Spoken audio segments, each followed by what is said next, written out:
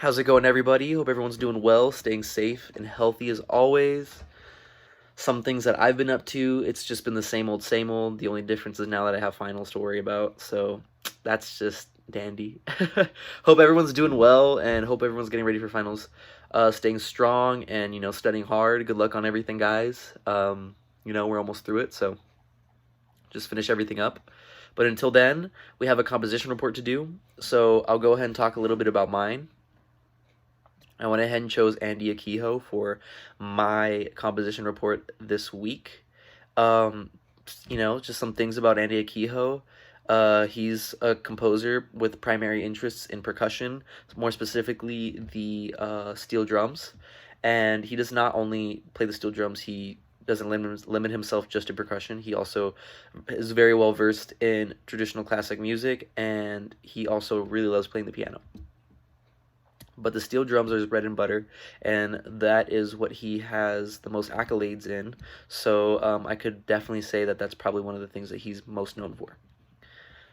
He's a graduate of the University of North Carolina and the Manhattan School of Music, and currently he is going for his master's at the Yale School of Music, and he has actually been noted saying that the Yale School of Music has had the biggest impact on his musical style and composition style, which is really cool to say that that single school or that experience that he's having with his masters is changing and kind of just formulating exactly his own musical repertoire, which is super cool. I think it's really neat because the Yale School of Music is supposedly one of the most prestigious schools of music in terms of the professors and people who teach there, and the fact that Andy Akiho has access to those very gifted brains to be able to kind of just influence his music style, I think is really neat. He has immersed himself in numerous ensembles and genres throughout his career, which is really neat because that's representative of kind of more or less his composition style as well. That he doesn't really just stick to one sound, or he doesn't really just stick to one style. He really likes to just see how far he can branch out with the single instrument, the steel pan drum, which is really neat. You can hear that in a lot of his music, a lot of his compositions, especially the one that I pulled for you guys this week. Um, but yeah, I think that's really neat. He won second prize in the 2002 World Steel Band Music Festival, which is really, really neat. Just the fact that he necessarily isn't someone who is from the Caribbean or Pacific Islander. He doesn't have cultural upbringing in either of those, where the steel pan drum is more or less one of the more important, more popular instruments. Being an American, it's really neat that he has the ability and the gift to be able to kind of just utilize the instrument and make it his own. And he is being recognized and being rewarded for that, which I think is super, super neat. He actually currently serves as lead teaching artist for the Artist Connection, which is an arts and education nonprofit organization in New York City, which actually says a lot about him and the fact that he sees music as a communal medium. He sees it as a forum art, one that you can share and you can bring to any circumstance into anybody's life at any point in time. And to be able to share the joy of music says a lot about him. And, I think that really just at the end of the day kind of just shows the kind of composer and person he is and his role that he feels like he has within the music world. And that is being the person who shares the beauty of music, which I think is amazing. I think to have that ability to be able to kind of just have the foresight and to kind of just understand that music isn't something that you keep to yourself, but it's something that's shared, I think is super, super, super amazing. So good on him, most definitely.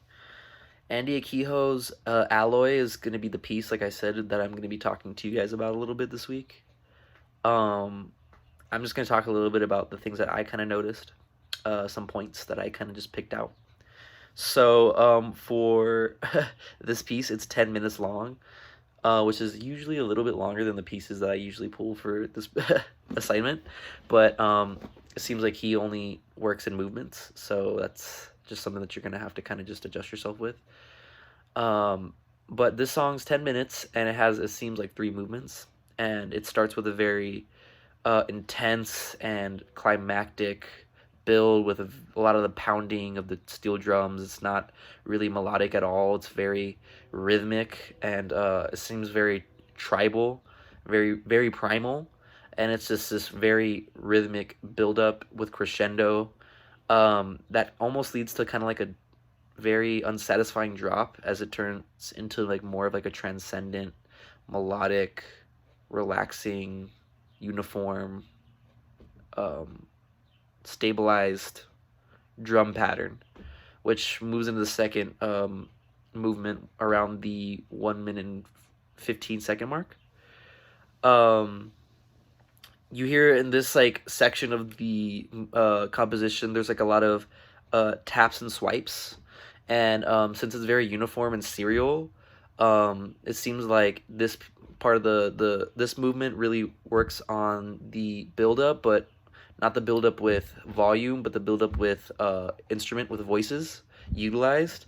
It seems like how I said, Andy Akiho really likes to see and utilize different ways to use the steel drum, and you can kind of hear that with the taps and swipes that are slowly starting to kind of add up and kind of build to like this very like transcendent, very like smooth cadence that you know just kind of carries over to the next movement. And then the fourth 30-second mark, we see another shift to what sounds like, once again like another tribal war chant. It sounds like it's very very primal again, and it's very boom boom boom. Best way that I can explain it. It's very intimidating. It sounds like I said like something that you'd hear like before war, or something that you would hear before going into battle. At the same time, it almost like has like this very like transcendental sound with like the steel drum melodies, since they're very like whimsical and very loose. So you get like that relaxed island vibe as well with like the primal pounding of the drums. It put me like kind of like in a hypnotic state there for a little bit, just because like, yeah, it's very uniform, very like structured that way. So like you get a completely different vibe than you'd expect from like the beginning primalism, tribal sound. So it's definitely like different that way. The rhythm slows down. The steel drum melodies are played like with like an airier, lighter pitch, and like that's kind of what carries it on to like the end of the piece. I really enjoyed it. I really enjoyed the piece a lot. I think it's definitely one that you guys should check out. Andy Akiho's work in general is just very unique and different. Like I said, the steel pan drum is a really, really neat instrument that really no one thinks about too much, I feel like, maybe in America, but one that I definitely think Andy Akiho's definitely trying to shine a spotlight on and kind of just bring to the mainstream American ear, which I really appreciate. So go ahead and check it out, and yeah, until then, have a great one, have a great weekend, and I'll see you guys next week. Bye, guys.